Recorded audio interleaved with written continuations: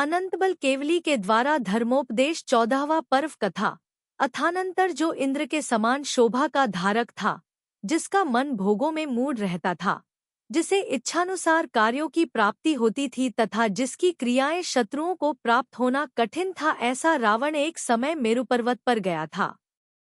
वहां जिनेंद्र देव की वंदना कर वह अपनी इच्छानुसार वापस आ रहा था। मार्ग में वह भरतादि क्षेत्रों का विभाग करने वाले एवं अनेक प्रकार के वृक्षों से सुशोभित हिमवत आदि पर्वतों को तथा स्फटिक से भी अधिक निर्मल एवं अत्यंत सुंदर नदियों को देखता हुआ चला आ रहा था। सूर्यबिंब के आकार विमान को अलंकृत कर रहा था, उत्कृष्ट लक्ष्मी से युक्त था तथा लंका की प्राप्ति में अत्यंत उत्सुक था।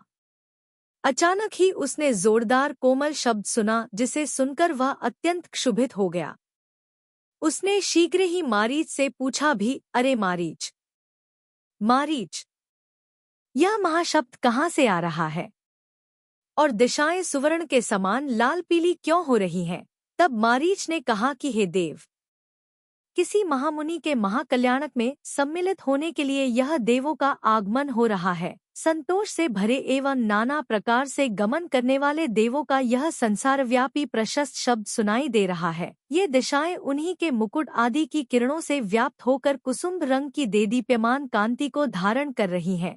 इस सुवर्णगिरि पर अनंतबल नामक मनिराज रहते थे। जान पड़ता है उन्हें ही आज केवल ज्ञान उत्पन्न हुआ है। तदंतर मारीच के वचन सुनकर सम्यक दर्शन की भावना से युक्त रावण परम हर्ष को प्राप्त हुआ। महाकांति को धारण करने वाला रावण उन महामुनि की वंदना करने के लिए दूरवर्ती आकाश प्रदेश से इस प्रकार नीचे उतरा मानो दूसरा इंद्र ही उतर रहा हो। तत्पश्चात इंद्र आदि देवों ने हाथ जोड़कर मुनिराज को नमस्कार किया, स्तुति की और फिर सब यथास्थान बैठ गए। विद्याधरों से युक्त रावण भी बड़ी भक्ति से नमस्कार एवं स्तुति कर योग्य भूमि में बैठ गया। तदंतर विनीत शिष्य के समान रावण ने मुनिराज से इस प्रकार पूछा कि हे भगवन, समस्त प्राणी धर्म का फल और मोक्ष का कारण जानना चाहते हैं, सो आप यह सब कहने के योग्य हैं। रावण के इस प्रश्न की चारों प्रकार के देवों, मनुष्यों और तियंचों ने भारी प्रशंसा की। तदंतर मुनिराज निम्न प्रकार वचन कहने लगे।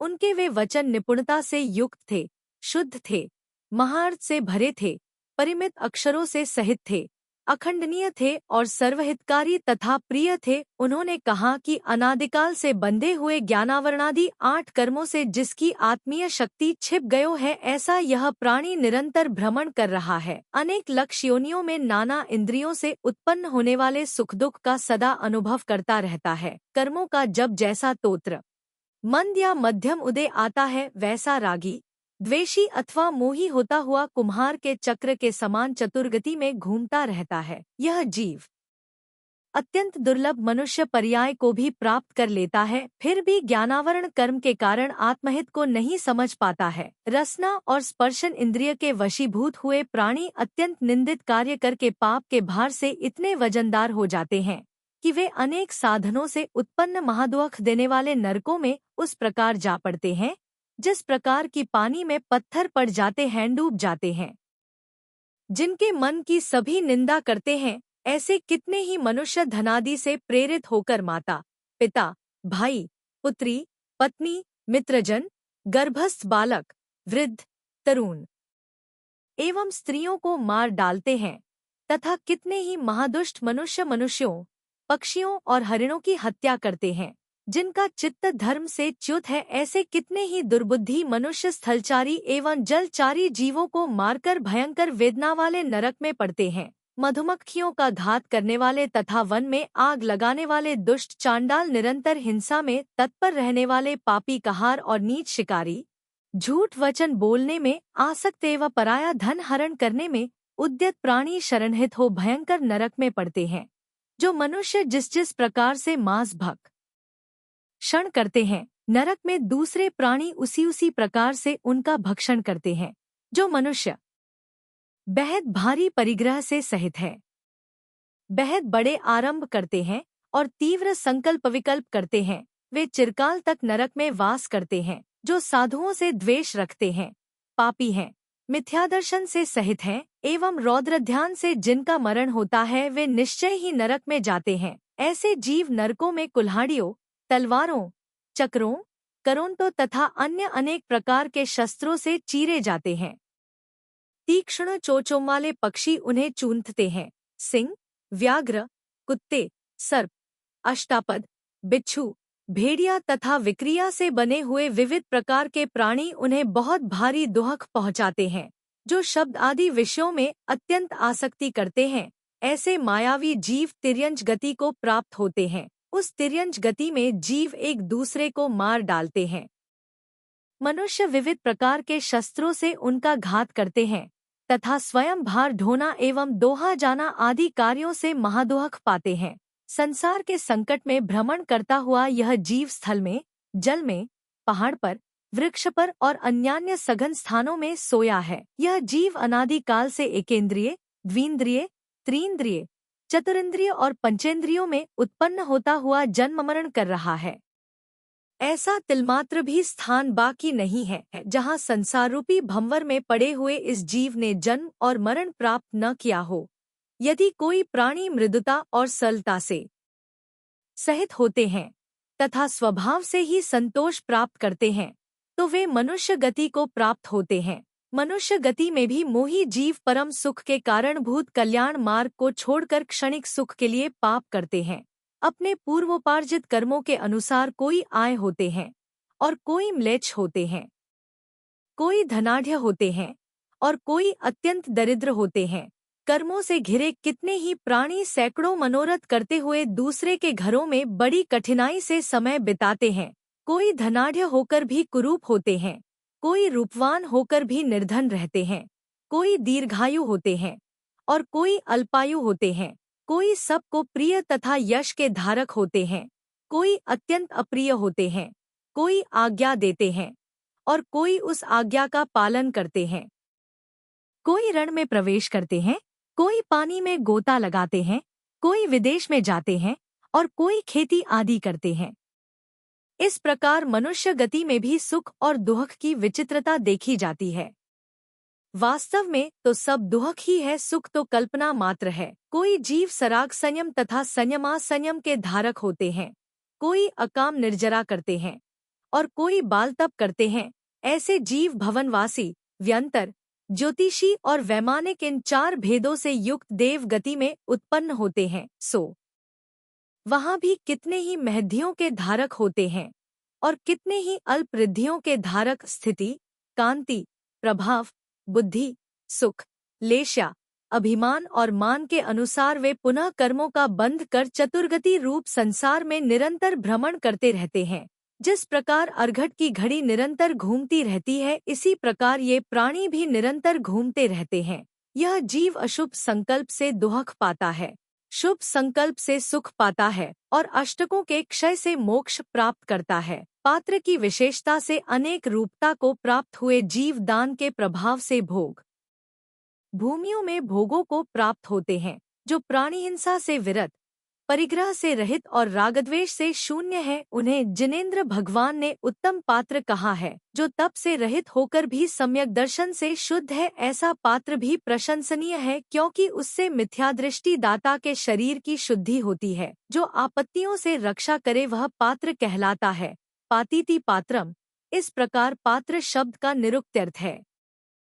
चूंकि मुनि सम्यक दर्शन की सामर्थ्य से लोगों की रक्षा करते अतः पात्र हैं। जो निर्मल सम्यक दर्शन, सम्यक ज्ञान और सम्यक चारित्र से सहित होता है वह उत्तम कहलाता है। जो मान, अपमान, सुख दुख और तृणकांचन में समान दृष्टि रखता है, ऐसा साधु पात्र कहलाता है। जो सब प्रकार के परिग्रह से रहित है, महत्पश्चरण में लीन है और तत्वों के ध्यान में सदा तत्पर रहते हैं, ऐसे श्रमण अर्थात मनि उत्तम पात्र कहलाते।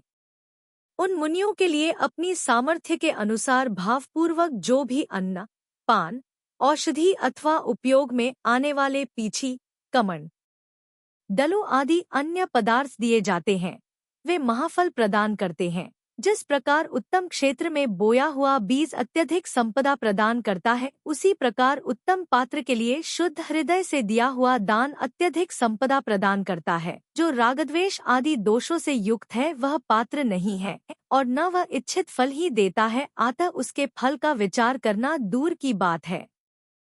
जिस प्रकार ऊषर जमीन में बीज बोया जाए तो उससे कुछ भी उत्पन्न नहीं होता, उसी प्रकार मिथ्यादर्शन से सहित पापी पात्र के लिए दान दिया जाए तो उससे कुछ भी फल प्राप्त नहीं होता। एक कुएं से निकाले हुए पानी को यदि ईख के पौधे पीते हैं तो वह माधुर्य को प्राप्त होता है, और यदि नीम के पौधे पीते हैं तो कड़ा हो जाता है। अथवा जिस प्रकार एक ही तालाब में गाय ने पानी पिया और सांप ने भी गाय के द्वारा पिया पानी दूध हो जाता है और सांप के द्वारा पिया पानी विष हो जाता है, उसी प्रकार एक ही गृहस्थ से उत्तम पात्र ने दान लिया और नीच पात्र ने भी। जो दान उत्तम पात्र को प्राप्त होता है उसका फल उत्तम होता है, और जो नीच पात्र को प्राप्त होता है उसका फल नीचा होता है। कोई कोई पात्र मिथ्यादर्शन से युक्त होने पर भी सम्यक दर्शन की भावना से युक्त होते हैं।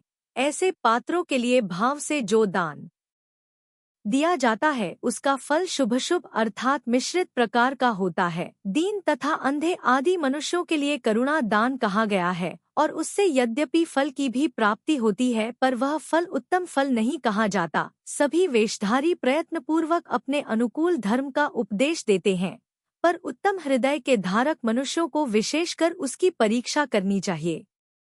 काम क्रोधादि से युक्त तथा अपनी समानता रखने वाले गृहस्थों के लिए जो द्रव्य दिया जाता है उसका क्या फल भोगने को मिलता है, सो कहा नहीं जा सकता। वह यह कितना प्रबल मोह है कि मिथ्यामतों से ठगाए गए लोग सभी अवस्थाओं वाले लोगों को अपना धन दे देते हैं। उन दुष्टजनों को धिक्कार है जिन्होंने कि इस भोले प्राणी को ठग रखा है तथा लोभ दिखाकर मिथ्या शास्त्रों की चर्चा से उसके मन को विचलित कर दिया है। मीठा तथा बलकारी होने से पापी मनुष्यों ने मांस को भक्ष्य बताया है, और अपना कपट बताने के लिए जिनका मांस खाना चाहिए उनकी संख्या भी निर्धारित की है। सो ऐसे दृष्ट लोभी जीव दूसरों को मांस दिलाकर तथा स्वयं खाकर दाताओं के साथ साथ भयंकर वेदना से यक्त नरक में जाते हैं। लोभ के वशीभूत दुष्ट अभिप्राय से युक्त तथा झूठ मूठन ही अपने आप को ऋषि मानने वाले कितने ही लोगों ने हाथी, घोड़ा, गाय आदि जीवों का दान भी बतलाया है, पर तत्व के जानकार मनुष्यों ने उसकी अत्यंत निंदा की है। उसका कारण भी यह है कि जीवदान में जो जीव दिया जाता है उसे बोझा ढोना पड़ता है, नुकीली अरी आदि से उसके शरीर को आका जाता है तथा लाठी आदि से उसे पीटा जाता है। इन कारणों से उसे महादुख होता है और उसके निमित्त से बहुत से अन्य जीवों को भी बहुत दुख उठाना पड़ता है। इसी प्रकार भूमिदान भी निंदनीय है, क्योंकि उससे भूमि में रहने वाले जीवों को पीड़ा होती है, और प्राणी पीड़ा के निमित्त जुटाकर पुण्य की इच्छा करना मानो पत्थर से पानी निकालना है। इसलिए समस्त प्राणियों को सदा अभयदान देना चाहिए, साथ ही ज्ञान, प्रासुक औषधि, अन्न और वस्त्रादि भी देना चाहिए। जो दान निंदित बताया है वह भी पात्र के भेद से प्रशंसनीय हो जाता है।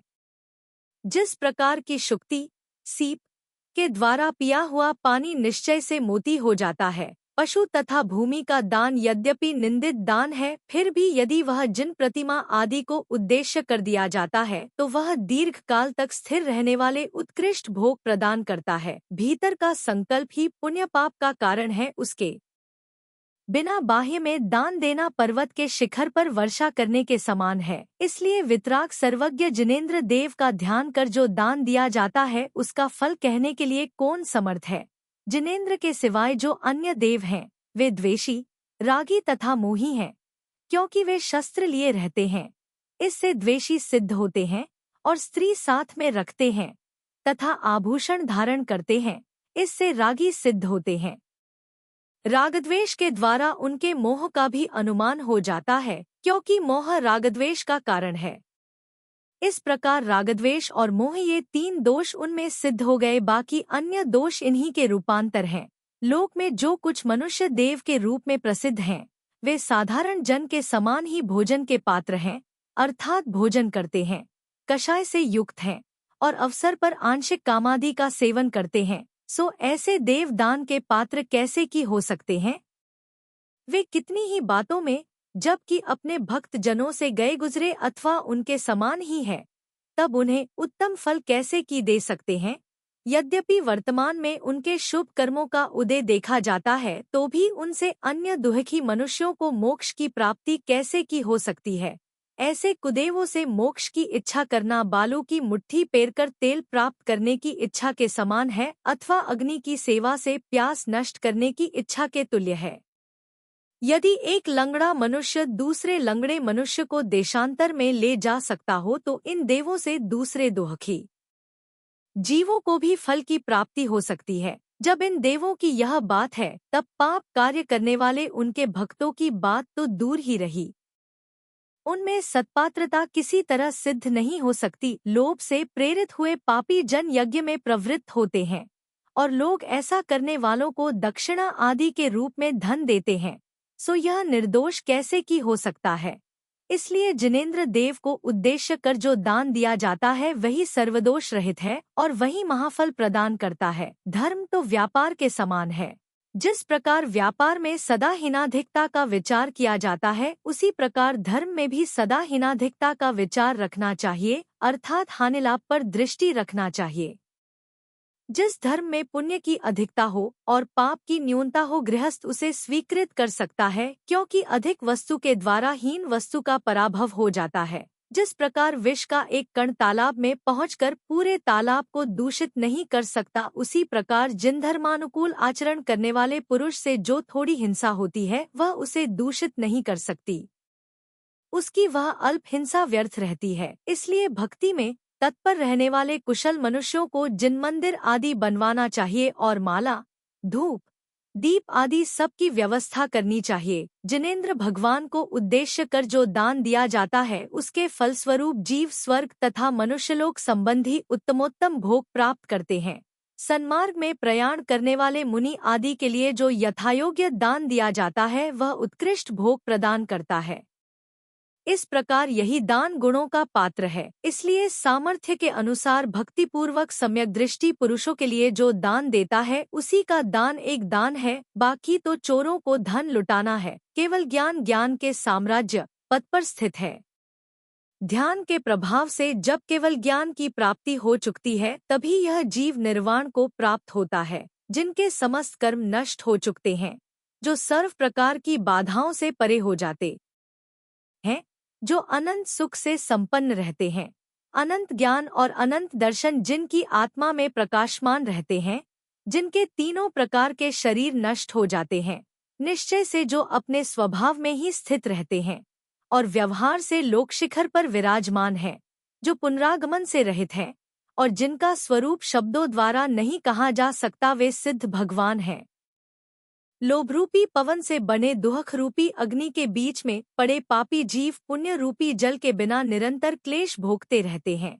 पाप रूपी अंधकार के बीच में रहने वाले तथा मिथ्यादर्शन के वशीभूत कितने ही जीव धर्मरूपी सूर्य की किरणों से प्रबोध को प्राप्त होते हैं, जो अशुभ भाव रूपी लोहे के मजबूत पिंजरे के मध्य में रह रहे हैं तथा आशारूपी पाश के अधीन हैं। ऐसे जीव धर्मरूपी बंधु के द्वारा ही मुक्त किए जाते हैं, बंधन से छुड़ाए जाते हैं। जो लोक बिंदुसार नामक पूर्व का एक देश है, ऐसे व्याकरण से सिद्ध है कि जो धारण करे सो धर्म है। धरतीति धर्मा, इस प्रकार उसका निरुक्त्यर्थ है। और यह ठीक भी है, क्योंकि अच्छी तरह से आचरण किया हुआ धर्म दुर्गति में पड़ते हुए जीव को धारण कर लेता है, चा लेता है, इसलिए वह धर्म कहलाता है। लब धातु का अर्थ प्राप्ति है और प्राप्ति संपर्क को कहते हैं। आता धर्म को प्राप्ति को धर्म लाभ कहते हैं। अब हम जिन भगवान के द्वारा कहे हुए धर्म का संक्षेप से निरूपण करते हैं, साथ ही उसके कुछ भेदों और उनके फलों का भी निर्देश करेंगे, सो तुम एकाग्रचित्त होकर सुनो। हिंसा, झूठ, चोरी, कुशील और परिग्रह से विरक्त होना सो व्रत कहलाता है। ऐसा व्रत अवश्य ईर्ष्या, भाषा, ऐष्णा, आदान निक्षेपण और उत्सर्ग, ये 5 समितियां हैं। साधु को इनका प्रयत्नपूर्वक पालन करना चाहिए। वचन, मन और काय की प्रवृत्ति का सर्वथा अभाव हो जाना अथवा उसमें कोमलता आ जाना गुप्ती है। इसका आचरण बड़े आदर से करना चाहिए। क्रोध, मान, माया और लोभ ये 4 कषाय महाशत्रु हैं। इन्हीं के द्वारा जीव संसार में परिभ्रमण करता है। आगम के अनुसार कार्य करने वाले मनुष्य को क्षमा से क्रोध का, मृदुता से मान का, सरलता से माया का और संतोष से लोभ का निग्रह करना चाहिए। अभी ऊपर जिन व्रत, समिति आदि का वर्णन किया है वह सब धर्म कहलाता है। इसके सिवाय त्याग भी विशेष धर्म कहा गया है। स्पर्शन, रसना, घ्राण, चक्षु और कर्ण ये 5 इंद्रियां प्रसिद्ध हैं।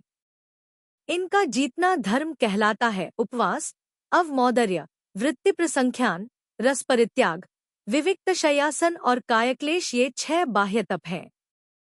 बाह्य तप अंतरंग तप की रक्षा के लिए वृत्ति अर्थात बाड़ी के समान है। प्रायश्चित, विनय, वैयावृत्य, स्वाध्याय, व्युत्सर्ग और ध्यान ये 6 आभ्यंतर तप है। यह समस्त तप धर्म कहलाता है। भव्य जीव इस धर्म के द्वारा कर्मों का वियोजन अर्थात विनाश तथा अनंत व्यवसायों को परिवर्तित करने वाले अनेक आश्चर्यजनक कार्य करते हैं। यह जीव धर्म के प्रभाव से ऐसा विक्रियात्मक शरीर प्राप्त करता है कि जिसके द्वारा समस्त मनुष्य और देवों को बाधा देने तथा लोकाकाश को व्याप्त करने में समर्थ होता है। धर्म के प्रभाव से यह जीव इतना महाबलवान हो जाता है कि तीनों लोकों को एक ग्रास बना सकता है। अनिमा, महिमा आदि 8 प्रकार के ऐश्वर्य तथा अनेक दुर्लभ योग भी यह धर्म के प्रभाव से प्राप्त करता है। यह जीव धर्म के प्रभाव से सूर्य के संताप को और चंद्रमा की शीतलता को नष्ट कर सकता है तथा वृष्टि के द्वारा समस्त संसार को क्षण भर में भर सकता है। यह धर्म के प्रभाव से आशीविश सांप के समान दृष्टिमात्र से लोक को भस्म कर सकता है, मेरु पर्वत को उठा सकता है और समुद्र को बिखेर सकता है। धर्म के ही प्रभाव से ज्योतिष चक्र को उठा सकता है, इंद्र, रुद्र आदि देवों को भयभीत कर सकता है, रत्न और सुवर्ण की वर्षा कर सकता है तथा पर्वतों के समूह की सृष्टि कर सकता है। धर्म के ही प्रभाव से अत्यंत भयंकर बीमारियों की शांति अपने पैर की धूलि से कर सकता है तथा मनुष्यों को अन्य अनेक आश्चर्यकारक वैभव की प्राप्ति करा सकता है। जीव धर्म के प्रभाव से और भी कितने ही कठिन कार्य कर सकता है।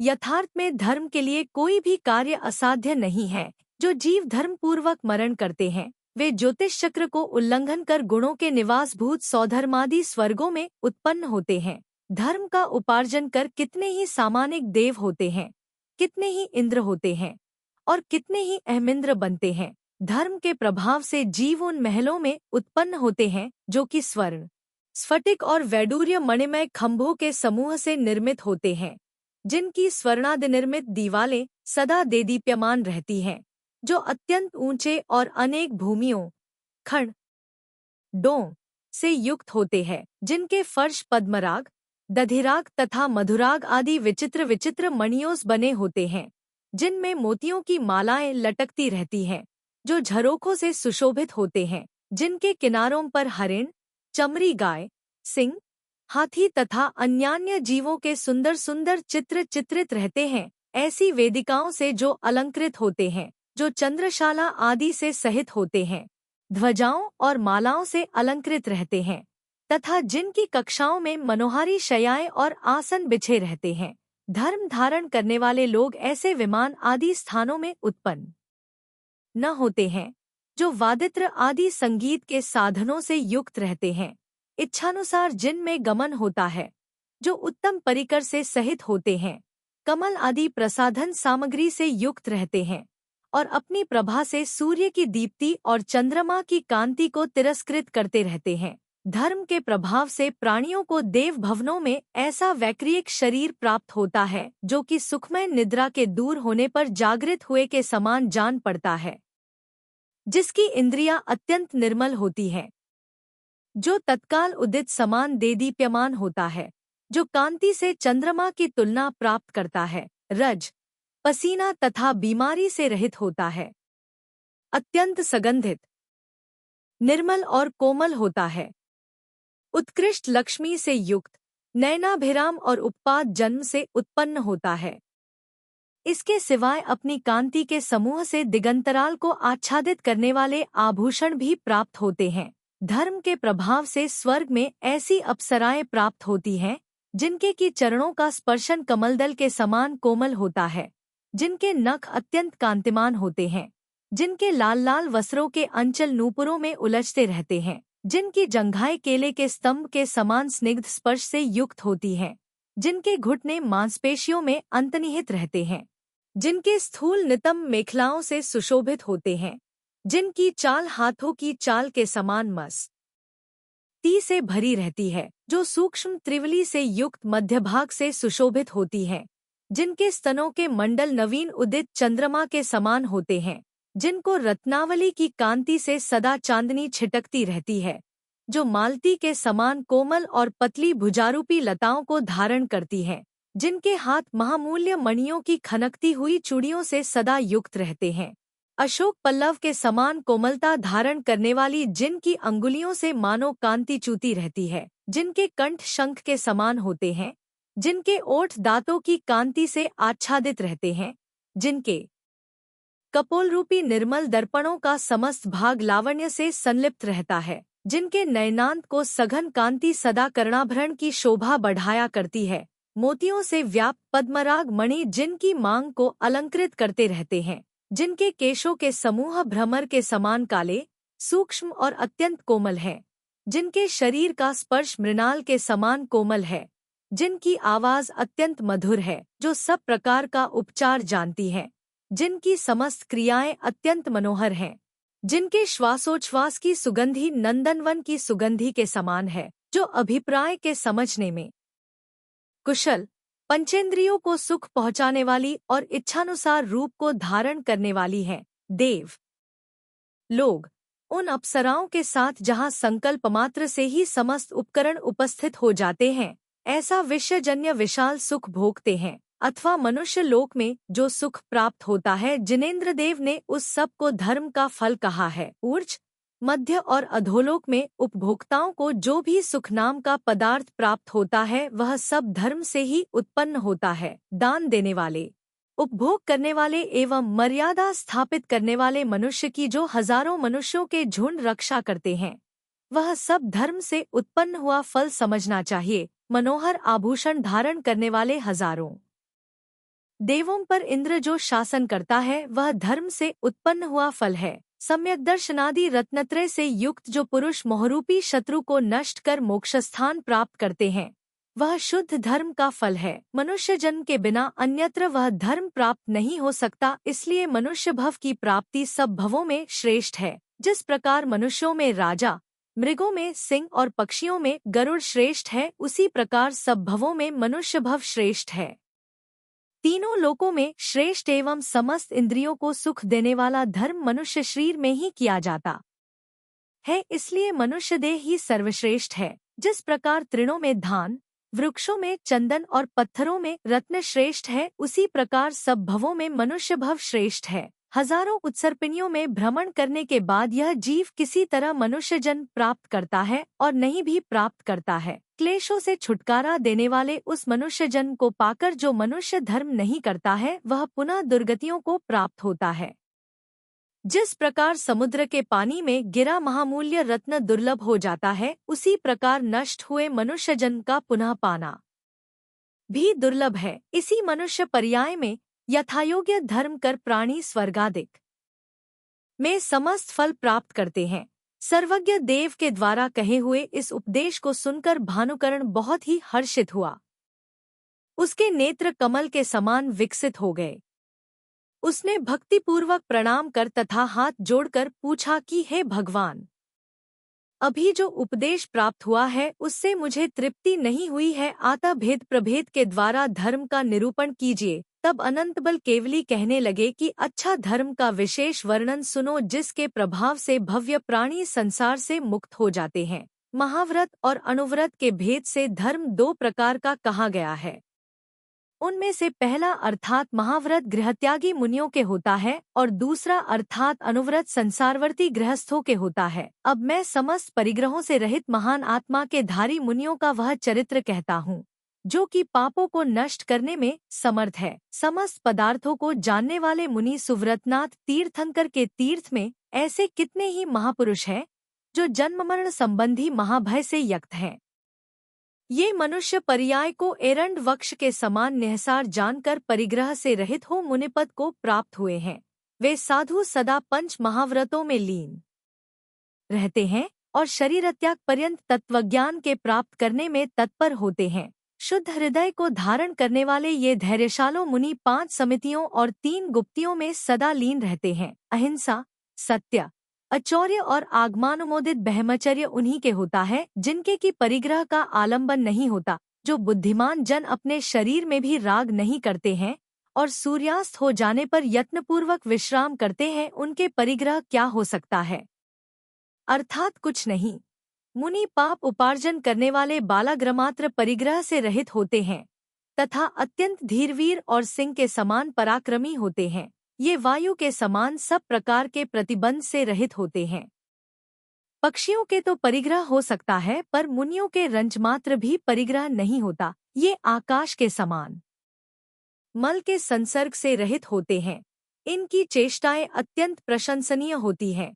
ये चंद्रमा के समान सौम्य और दिवाकर के समान देदीप्यमान होते हैं। ये समुद्र के समान गंभीर, सुमेरु के समान धीरवीर और भयभीत कछुए के समान समस्त इंद्रियों के समूह को अत्यंत गुप्त रखने वाले होते हैं। ये क्षमा धर्म के कारण क्षमा अर्थात पृथ्वी के तुल्य हैं, कषायों के उद्रेक से रहित हैं और 84 लाख गुणों से सहित हैं।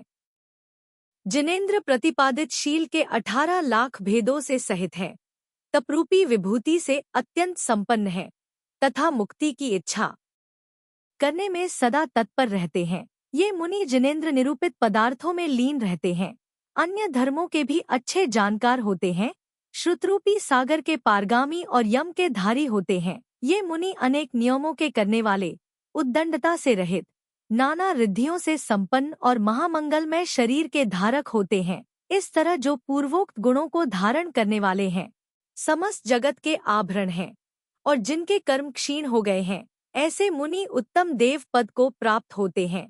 तदंतर 2-3 भवों में ध्यानाग्नि के द्वारा समस्त कलशता को जलाकर निर्वाण सुख को प्राप्त कर लेते हैं। अब स्नेहरूपी पिंजरे में रुके हुए गृहस्थाश्रमवासी लोगों का 12 प्रकार का धर्म कहता हूँ, सो सुनो। गृहस्थों को 5 अनुव्रत, 4 शिक्षाव्रत, 3 गुणव्रत और यथाशक्ति हजारों नियम धारण करने पड़ते हैं। स्थूल हिंसा, स्थूल झूठ, स्थूल परद्रव्य ग्रहण, परस्त्री समागम और अनंत तृष्णा से विरत होना, ये गृहस्थों के 5 अनुव्रत कहलाते हैं। इन व्रतों को रक्षा के लिए जिनेंद्र देव ने निम्नांकित भावना का निरूपण किया है। जिस प्रकार मुझे अपना शरीर इष्ट है, उसी प्रकार समस्त प्राणियों को भी अपना अपना शरीर इष्ट होता है। ऐसा जानकर गृहस्थ को सब प्राणियों पर दया करनी चाहिए। जिनेंद्र देव ने दया को ही धर्म को परम सीमा बतलाई है। यथार्थ में जिनके चित्त दयारहित हैं, उनके थोड़ा भी धर्म नहीं होता है। जो वचन दूसरों को पीड़ा पहुंचाने में निमित्त है, वह असत्य ही कहा गया है, क्योंकि सत्य इससे विपरीत होता है। की गई चोरी इस जन्म में वध, बंधन आदि कराती है और मरने के बाद कुयोनियों में नाना प्रकार के दुख देती है। इसलिए बुद्धिमान मनुष्य को चाहिए कि वह चोरी का सर्व प्रकार से त्याग करे। जो कार्य दोनों लोकों में विरोध का कारण है, वह किया ही कैसे की जा सकता है। परस्त्री का सर्पिणी के समान दूर से ही त्याग करना चाहिए, क्योंकि वह पापिनी लोभ के वशीभूत हो पुरुष का नाश कर देती है। जिस प्रकार अपनी स्त्री को कोई दूसरा मनुष्य छेड़ता है और उससे अपने आप को दुख होता है, उसी प्रकार सभी की यह व्यवस्था जाननी चाहिए। परस्त्री सेवन करने वाले मनुष्य को इसी जन्म में बहुत भारी तिरस्कार प्राप्त होता है और मरने पर तिर्यंश तथा नरकती के अत्यंत दुहसह दुख प्राप्त करने ही पड़ते हैं। अपनी इच्छा का सदा परिमाण करना चाहिए, क्योंकि इच्छा पर यदि अंकुश नहीं लगाया गया तो वह महादुख देती है। इस विषय में भद्र और कांचन का उदाहरण प्रसिद्ध है। वैर आदि को बेचने वाला एक भद्र नामक पुरुष था। उसने प्रतिज्ञा की थी कि मैं 1 दीनार का ही परिग्रह रखूंगा। एक बार उसे मार्ग में पड़ा हुआ बटुआ मिला।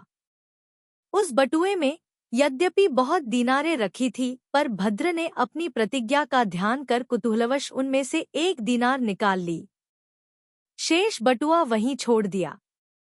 वह बटुआ कांचन नामक दूसरे पुरुष ने देखा तो वह सब का सब उठा लिया। दीनारों का स्वामी राजा था। जब उसने जांच पड़ताल की तो कांचन को मृत्यु की सजा दी गई और भद्र ने जो 1 दीनार ली थी वह स्वयं ही जाकर राजा को वापस कर दी, जिससे राजा ने उसका सम्मान किया। अनर्थ दंडों का त्याग करना, दिशाओं और विदिशाओं में आवागमन की सीमा निर्धारित करना और भोगोपभोग का परिमाण करना, ये 3 गुणवत है। प्रयत्नपूर्वक सामायिक करना, प्रोषधोपवास धारण करना, अतिथि संविभाग और आयु का क्षय उपस्थित होने पर सल्लेखना धारण करना, ये 4 शिक्षाव्रत हैं। जिसने अपने आगमन के विषय में किसी तिथि का संकेत नहीं किया है, जो परिग्रह से रहित है और सम यज्ञदर्शनादि गुणों से युक्त होकर घर आता है, ऐसा मुनि अतिथि कहलाता है। ऐसे अतिथि के लिए अपने वैभव के अनुसार आदरपूर्वक लोभरहित हो भिक्षा तथा उपकरण आदि देना चाहिए, यही अतिथि संविभाग है। इनके सिवाय गृहस्थ मधु, मद्य, मांस, जुआ, रात्रि भोजन और वेश्या समागम से जो विरक्त होता है उसे नियम कहा है। इस गृहस्थ धर्म का पालन कर जो समाधिपूर्वक मरण करता है वह उत्तम देव पर्याय को प्राप्त होता है और वहां से च्युत होकर उत्तम मनुष्यत्व प्राप्त करता है। ऐसा जीव अधिक से अधिक 8 भवों में रत्नत्रय का पालन कर अंत में निर्ग्रंथ हो सिद्धिपद को प्राप्त होता है। जो दुर्लभ मनुष्य पर्याय पाकर यथोक्त आचरण करने में असमर्थ है, केवल जिनेंद्र देव के द्वारा कथित आचरण की श्रद्धा करता है, वह भी निकट काल में तब प्राप्त करता है जिसका लाभ सब लाभों में श्रेष्ठ है। ऐसे केवल सम्यक दर्शन के द्वारा भी मनुष्य दुर्गति के भय से छट जाता है। जो स्वभाव से ही जिनेंद्र भगवान को नमस्कार कर है वह पुण्य का आधार होता है तथा पाप के अंशमात्र का भी उससे संबंध नहीं होता। नमस्कार तो दूर रहा, जो जिनेंद्र देव का भावपूर्वक स्मरण भी करता है उसके करोड़ों भवों के द्वारा संचित पाप कर्म शीघ्र ही नष्ट हो जाते हैं। जो मनुष्य 3 लोक में श्रेष्ठ रत्नस्वरूप जिनेंद्र देव को हृदय में धारण करता है, उसके सब ग्रह, स्वप्न और शकुन की सूचना देने वाले पक्षी सदा शुभ ही रहते हैं।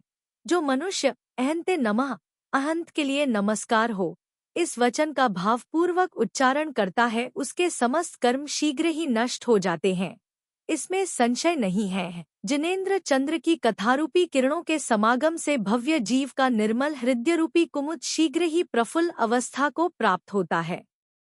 जो मनुष्य अरहंत सिद्ध और मुनियों के लिए नमस्कार करता है वह जिनशासन के भक्त जनों से स्नेह रखने वाला अतीत संसार है, अर्थात शीघ्र ही मोक्ष प्राप्त करने वाला है, ऐसा जानना चाहिए। जो पुरुष जिनेंद्र देव की प्रतिमा बनवाता है, जिनेंद्र देव का आकार लिखवाता है, जिनेंद्र देव की पूजा करता है अथवा जिनेंद्र देव की स्तुति करता है, उसके लिए संसार में कुछ भी दुर्लभ नहीं होता। यह मनुष्य चाहे राजा हो चाहे साधारण कुटुंबी, धनाढ्य हो चाहे दरिद्र, जो भी धर्म से युक्त होता है वह समस्त संसार में पूज्य होता है।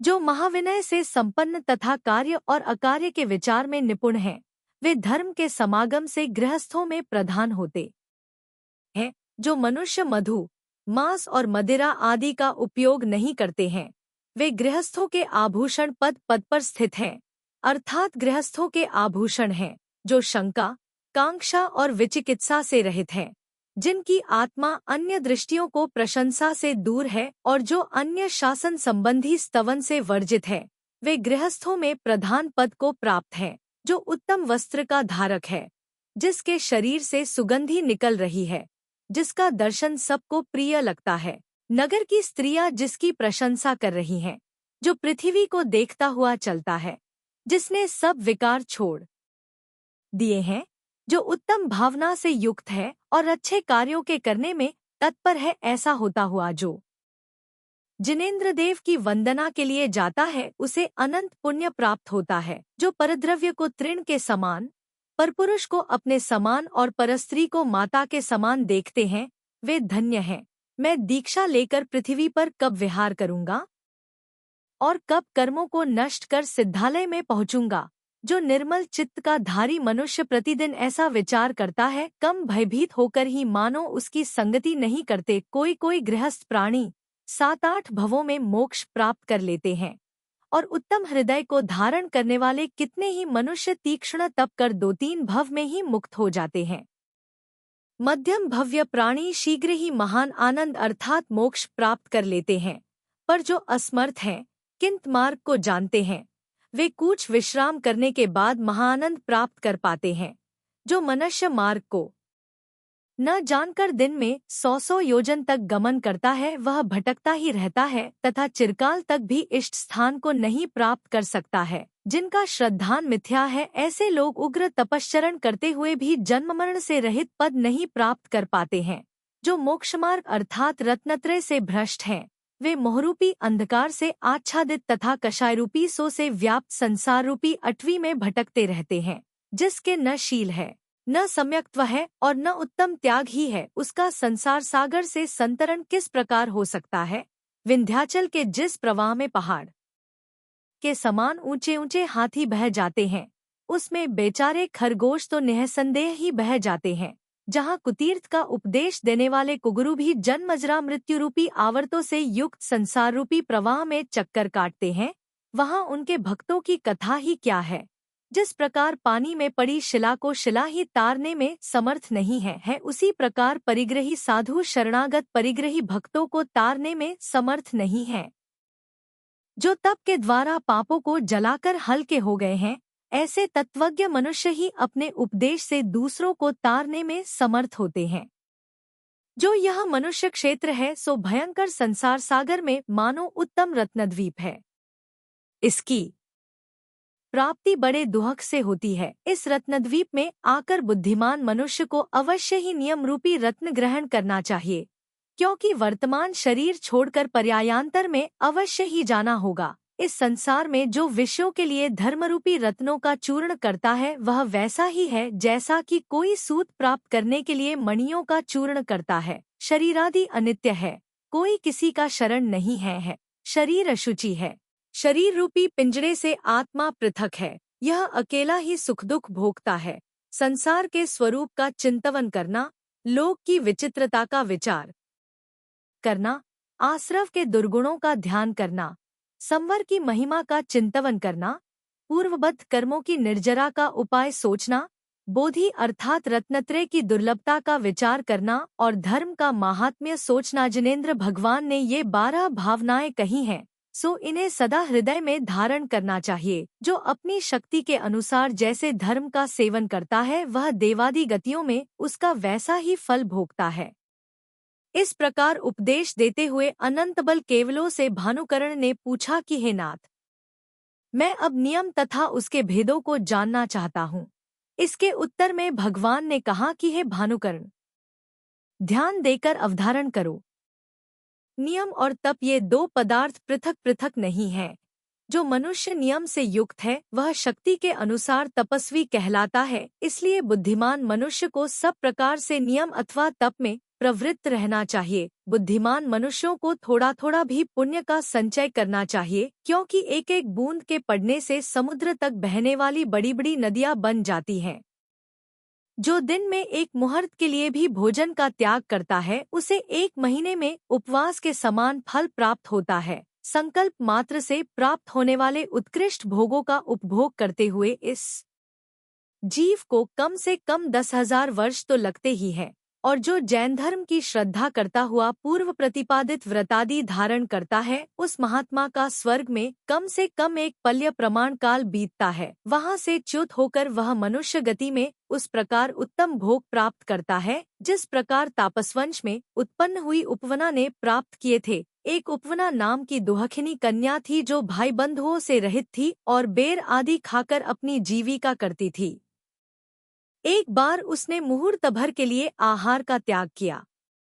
उस व्रत के प्रभाव से राजा ने उसका बड़ा आदर किया तथा व्रत के अनंतर उसे उत्कृष्ट धन संपदा से युक्त किया।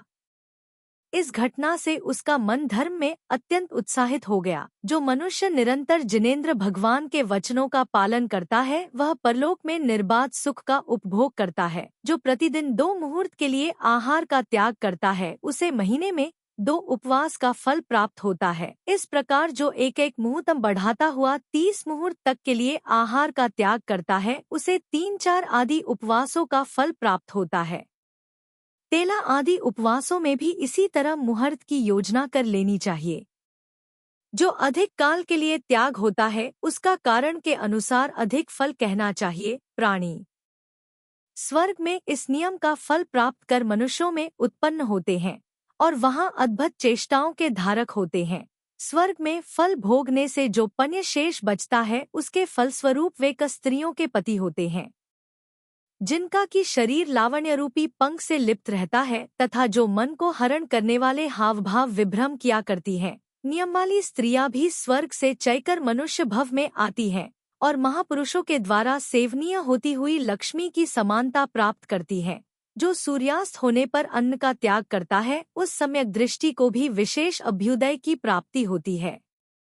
यह जीव इस धर्म के कारण रत्नों से जगमगाते विमानों में अप्सराओं के मध्य में बैठकर अनेक पल्योपमकाल व्यतीत करता है। इसलिए दुर्लभ मनुष्य पर्याय पाकर धर्म में तत्पर रहने वाले मनुष्यों को महाप्रभु श्री जिनेंद्र देव की उपासना करनी चाहिए, जिनके आसनस्थ होने पर देव, तिर्यंच और मनुष्यों से सेवित एक योजन की पृथ्वी स्वर्णमयी हो जाती है, जिनके 8 प्रातिहार्य और 34 महातिशय प्रकट होते हैं तथा जिनका रूप 1000 सूर्यों के समान देदीप्यमान एवं नेत्रों को सुख देने वाला होता है। ऐसे महाप्रभु जिनेंद्र भगवान को जो बुद्धिमान भव्य प्रणाम करता है वह थोड़े ही समय में संसार सागर से पार हो जाता है। जीवों को शांति प्राप्त करने के लिए यह उपाय छोड़कर और दूसरा कोई उपाय नहीं है, इसलिए यत्नपूर्वक इसकी सेवा करनी चाहिए। इनके सिवाय कुतोथियों से सेवित गोदंडक के समान जो अन्य हजारों मार्ग हैं, उनमें प्रमादी जीव मोहित हो रहे हैं, यथार्थ मार्ग भूल रहे हैं। उन मार्गाभासों में समीचीन दया तो नाम मात्र को नहीं है, क्योंकि मधुमांसादि का सेवन खुलेआम होता है, पर जिनेंद्र देव की प्ररूपणा में दोष की कणी का भी दृष्टिगत नहीं होती। लोक में यह कार्य तो बिल्कुल ही त्यागने योग्य है कि दिन भर तो भूख से अपनी आत्मा को पीड़ा पहुंचाते हैं और रात्रि को भोजन कर संचित पुण्य को तत्काल नष्ट कर देते हैं। रात्रि में भोजन करना अधर्म है, फिर भी इसे जिन लोगों ने धर्म मान रखा है उनके हृदय पाप कर्म से अत्यंत कठोर हैं, उनका समझना कठिन है।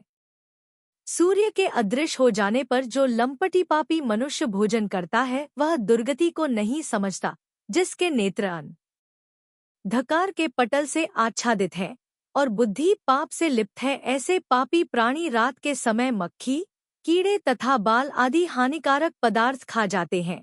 जो रात्रि में भोजन करता है वह डाकिनी, प्रेत, भूत आदि नीच प्राणियों के साथ भोजन करता है। जो रात्रि में भोजन करता है वह कुत्ते, चूहे, बिल्लों आदि मांसाहारी जीवों के साथ भोजन करता है। अथवा अधिक कहने से क्या, संक्षेप में यही कहा जा सकता है कि जो रात में भोजन करता है वह सब अपवित्र पदार्थ खाता है। सूर्य के अस्त हो जाने पर जो भोजन करते हैं उन्हें विद्वानों ने मनुष्यता से बंधे हुए पशु कहा है। जो जिन शासन से विमुख होकर रात दिन चाहे जब खाता रहता है वह नियमरहित नश्य परलोक में सखी कैसे की हो सकता है।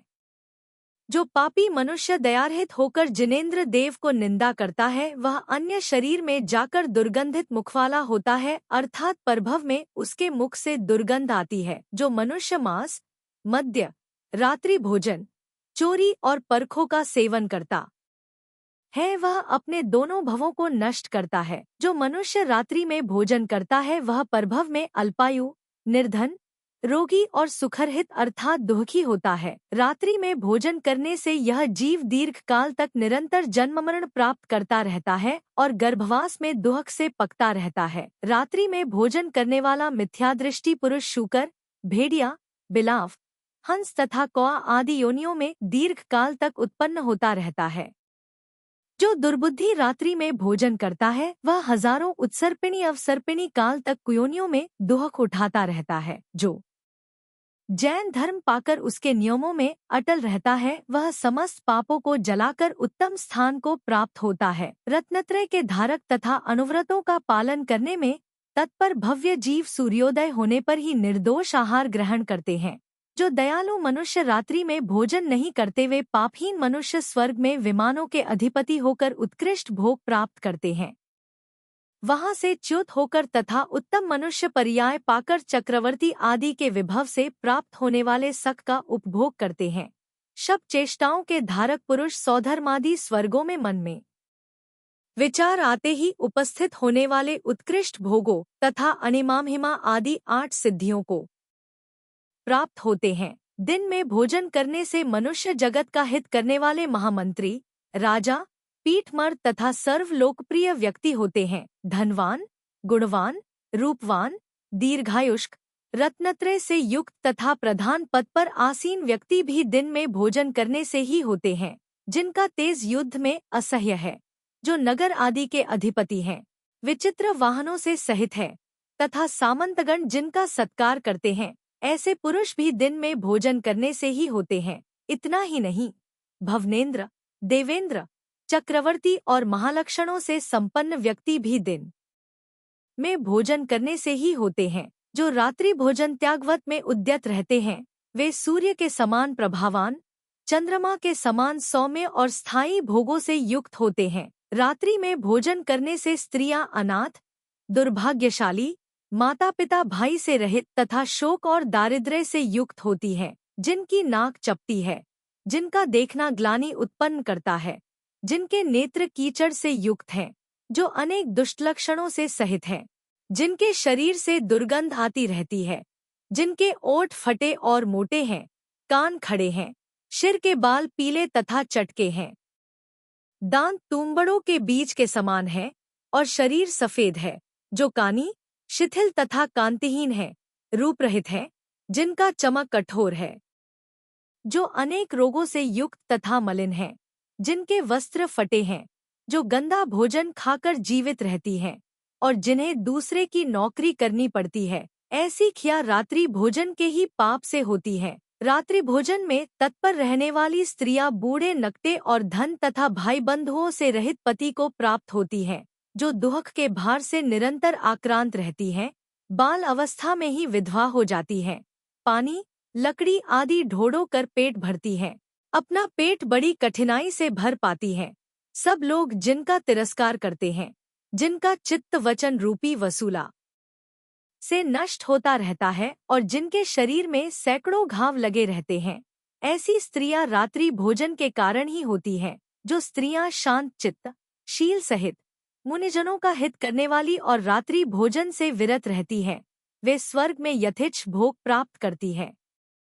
सिर पर हाथ रखकर आज्ञा की प्रतीक्षा करने वाले परिवार के लोग उन्हें सदा घेरे रहते हैं। स्वर्ग से च्युत होकर वे वैभवशाली उच्च कुल में उत्पन्न होती हैं, शुभ लक्षणों से युक्त तथा समस्त गुणी से सहित होती हैं, अनेक कलाओं में निपुण रहती हैं, उनके शरीर, नेत्र और मन में स्नेह उत्पन्न करने वाले होते हैं, अपने वचनों से मानो वे अमृत छोड़ती हैं, समस्त लोगों को आनंदित करती हैं। विद्याधरों के अधिपति नारायण, बलदेव और चक्रवर्ती भी उनमें उत्कंठित रहते हैं, उन्हें प्राप्त करने के लिए उत्सुक रहते हैं।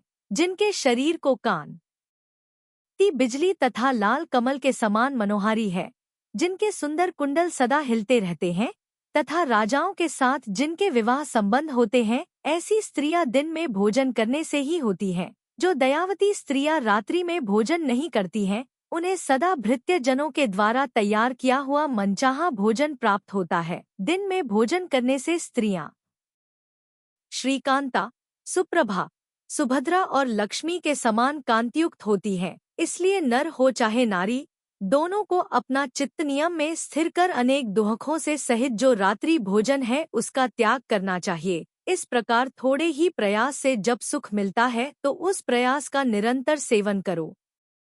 ऐसा कौन है जो अपने लिए सुख की इच्छा न करता हो?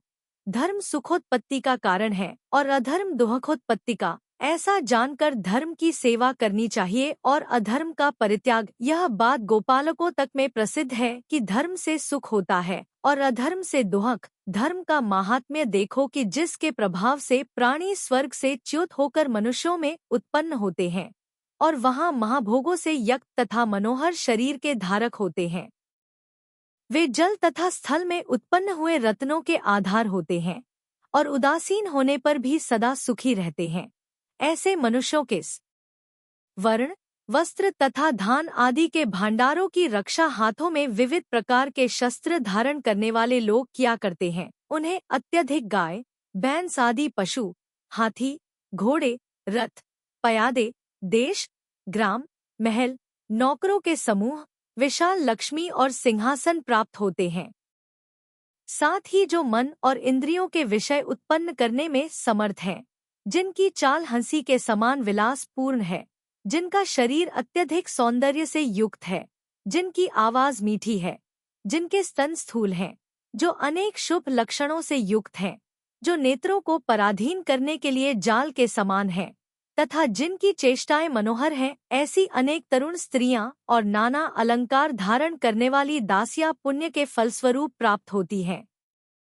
कितने ही मूर्ख प्राणी ऐसे हैं कि जो सुख समूह की प्राप्ति का कारण धर्म है उसे जानते ही नहीं है, अतः वे उसके साधन के लिए प्रयत्न ही नहीं करते, और जिनकी आत्मा पाप कर्म के वशीभूत है तथा जो पाप कर्मों में निरंतर तत्पर रहते हैं, ऐसे भी कितने ही लोग हैं कि जो धर्म को सुख प्राप्ति का साधन सुनकर भी उसका सेवन नहीं करते। उत्तम कार्यों के बाधक पाप कर्म के उपशांत हो जाने पर कुछ ही जीव ऐसे होते हैं कि जो उत्सुक चित्त हो गुरु के समीप जाकर धर्म का स्वरूप पूछते हैं, तथा पाप कर्म के उपशांत होने से यदि वे जीव उत्तम आचरण करने लगते हैं तो उनमें सद्गुरु के वचन सार्थक हो जाते हैं।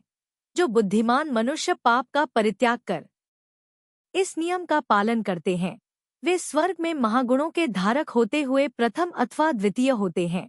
जो मनुष्य भक्तिपूर्वक मुनियों के भोजन करने का समय बिताकर बाद में भोजन करते हैं, स्वर्ग में देव लोग सदा उन्हें सुखी देखने की इच्छा करते हैं। उत्तम तेज को धारण करने वाले वे पुरुष देवों के समूह के इंद्र होते हैं, अथवा मनचाहे भोग प्राप्त करने वाले सामानिक पद को प्राप्त करते हैं।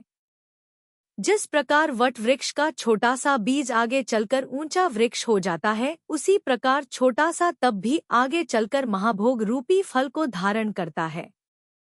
जिसकी बुद्धि निरंतर धर्म में आसक्त रहती है, ऐसा मनुष्य अपने पूर्वाचरित धर्म के प्रभाव से कुबेरकांत के समान नेत्रों को आकर्षित करने वाले सुंदर शरीर का धारक होता है। एक सहस्रभट्ट नाम का पुरुष था। उसने मुनिवेला व्रत धारण किया था, अर्थात मुनियों के भोजन करने का समय बीत जाने के बाद ही वह भोजन करता था। एक बार उसने मुनि के लिए आहार दिया। उसके प्रभाव से उसके घर रत्नवृष्टि हुई और वह मरकर परभव में कुबेरकांत सेठ हुआ, जो कि भूमंडल में प्रसिद्ध, उत्कृष्ट, पराक्रमी, महाधन से युक्त और सेवक समूह के मध्य में स्थित रहने वाला था। पूर्णिमा के चंद्रमा के समान उसका शरीर अत्यंत सुंदर था और वह उत्कृष्ट भोगों को भोगता हुआ समस्त शास्त्रों का अर्थ जानने में निपुण था। पूर्व धर्म के प्रभाव से ही उसने परम वैराग्य को प्राप्त हो जिनेंद्र प्रतिपादित दीक्षा को धारण किया था। जो मनुष्य अंगार महर्षियों के काल की प्रतीक्षा करते हैं, वे हरिशेन चक्रवर्ती के समान उत्कृष्ट भोगों को प्राप्त होते हैं। हरिशेन ने मुनिवेला में मुनि के आगमन की प्रतीक्षा कर बहुत भारी पुण्य का संचय किया था, इसलिए वह अत्यंत उन्नत लक्ष्मी को प्राप्त हुआ था।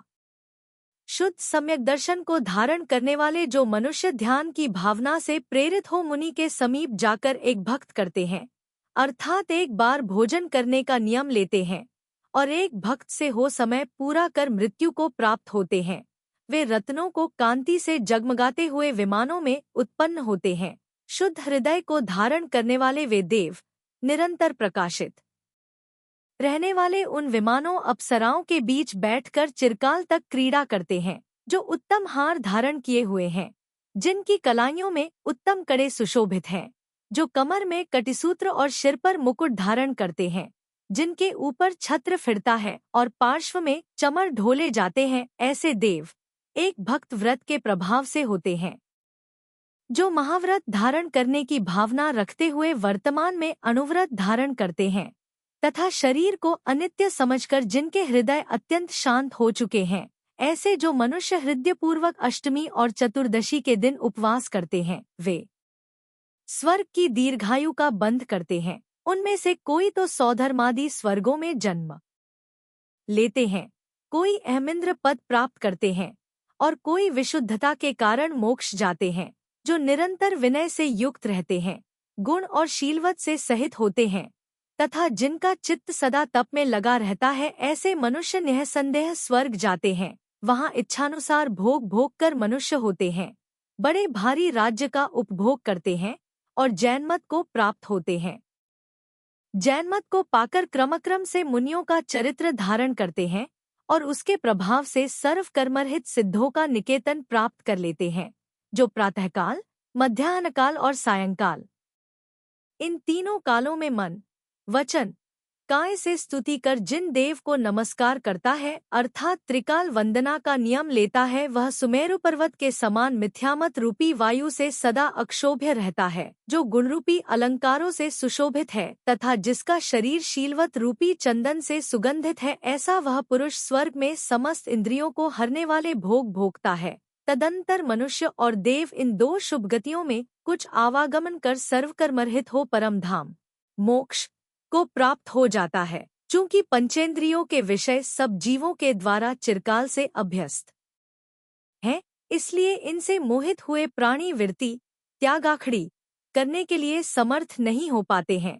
यहाँ बड़ा आश्चर्य तो यही है कि फिर भी उत्तम पुरुष उन विषयों को विषमिश्रित अन्न के समान देखकर मोक्ष प्राप्ति के साधक कार्य का सेवन करते हैं।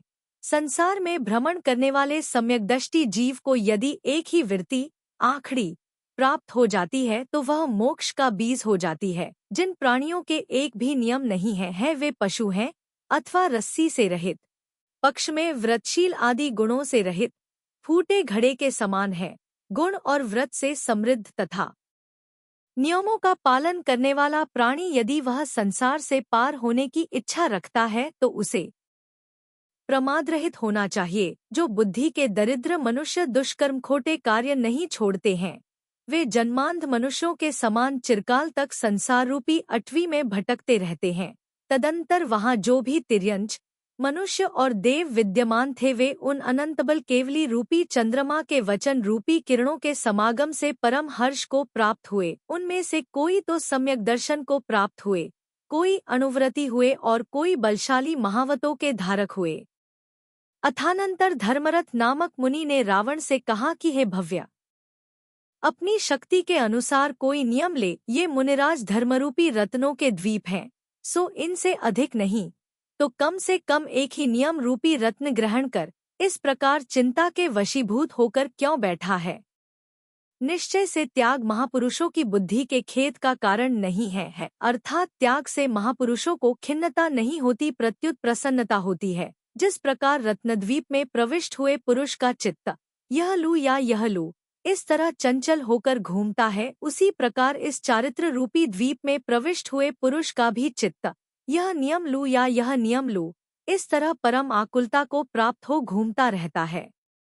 अथानंतर जिसका चित्त सदा भोगों में अनुरक्त रहता था और इसी कारण जो व्याकुलता को प्राप्त हो रहा था, ऐसे रावण के मन में यह भारी चिंता उत्पन्न हुई कि मेरा भोजन तो स्वभाव से ही शुद्ध है, सुगंधित है, स्वादिष्ट है, गरिष्ठ है और मांसादि के संसर्ग से रहित है। स्थूल हिंसा त्याग आदि जो गृहस्थों के व्रत हैं, उनमें से मैं एक भी व्रत धारण करने में समर्थ नहीं हूँ। फिर अन्य व्रतों की चर्चा ही क्या है। मेरा मन मदोन्मत्त हाथी के समान सर्व वस्तुओं में दौड़ता रहता है, सो उसे मैं हाथ के समान अपनी भावना से रोकने में समर्थ नहीं हूँ। जो निर्ग्रंथ व्रत धारण करना चाहता है वह मानो अग्नि की शिखा को पीना चाहता है, वायु को वस्त्र में बांधना चाहता है और सुमेरु को उठाना चाहता है। बड़ा आश्चर्य है कि मैं शूरवीर होकर भी जिस तप एवं व्रत को धारण करने में समर्थ नहीं हूँ, उसी तप एवं व्रत को अन्य पुरुष धारण कर लेते हैं। यथार्थ में वे ही पुरुषोत्तम हैं। रावण सोचता है कि क्या मैं एक यह नियम ले लूं कि परस्त्री कितनी ही सुंदर क्यों न हो, यदि वह मुझे नहीं चाहेगी तो मैं उसे बलपूर्वक नहीं छेड़ेगा, अथवा मुझ क्षुद्र व्यक्ति में इतनी शक्ति कहाँ से आई। मैं अपने ही चित्त का निश्चय वहन करने में समर्थ नहीं हूँ, अथवा तीनों लोकों में ऐसी उत्तम स्त्री नहीं है जो मुझे देखकर काम से पीड़ित होती हुई विकलता को प्राप्त न हो जाए। 367 अथवा जो मनुष्य मान और संस्कार के पात्र स्वरूप मन को धारण करता है, उसे अन्य मनुष्य के संसर्ग से दूषित स्त्री के उस शरीर में धैर्य संतोष हो ही कैसे की सकता है कि जो अन्य पुरुष के दांतों द्वारा किए हुए घाव से युक्त ओठ को धारण है, स्वभाव से ही दर्गंधित है और मल की राशि स्वरूप है। 368 369 ऐसा विचार कर रावण ने पहले तो अनंतबल केवली को भाव पूर्वक नमस्कार किया, फिर देवों और असुरों के समक्ष स्पष्ट रूप से यह कहा कि हे भगवान, जो परस्त्री मुझे नहीं चाहेगी मैं उसे ग्रहण नहीं करूंगा। मैंने यह दृढ़ नियम लिया है। जो समस्त बातों को सुन रहा था तथा जिसका मन सुमेरु के समान स्थिर था, ऐसे भानुकर्ण, कुंभकर्ण ने भी अरहंत सिद्ध साधु और जिन धर्म चार की शरण में जाकर यह नियम लिया कि मैं प्रतिदिन प्रातः काल उठकर तथा स्तुति कर अभिषेक पूर्वक जिनेंद्र देव को पूजा करूंगा। साथ ही जब तक मैं निर्ग्रंथ साधुओं की पूजा नहीं कर लूंगा तब तक आज से लेकर आहार नहीं करूंगा। भानुकर्ण ने यह प्रतिज्ञा बड़े हर्ष से की। इसके सिवाय उसने पृथ्वी पर घुटने टेक मुनिराज को आदरपूर्वक नमस्कार कर और भी बड़े बड़े नियम लिए। तदंतर हर्ष से जिनके नेत्र फूल रहे थे ऐसे भक्त और असुर मुनिराज को नमस्कार कर अपने अपने स्थानों पर चले गए। विशाल पराक्रम का धारी रावण भी आकाश में उड़कर इंद्र की लीला धारण करता हुआ लंका को ओर चला। उत्तमोत्तम स्त्रियों के समूह ने प्रणाम पूर्वक जिसकी पूजा की थी, ऐसे रावण ने वस्त्रादि से सुसज्जित अपनी नगरी में प्रवेश किया। जिस प्रकार अनावृत देव मेरु पर्वत की गंभीर गुहा में रहता है, उसी प्रकार रावण भी समस्त वैभव से युक्त अपने निवास गृह में प्रवेश कर रहने लगा। गौतम स्वामी राजा श्रेणिक से कहते हैं कि हे राजन, जब भव्य जीवों के कर्म उपशम भाव को प्राप्त होते हैं तब वे सुगुरु के मुख से कल्याणकारी उत्तम उपदेश प्राप्त करते हैं।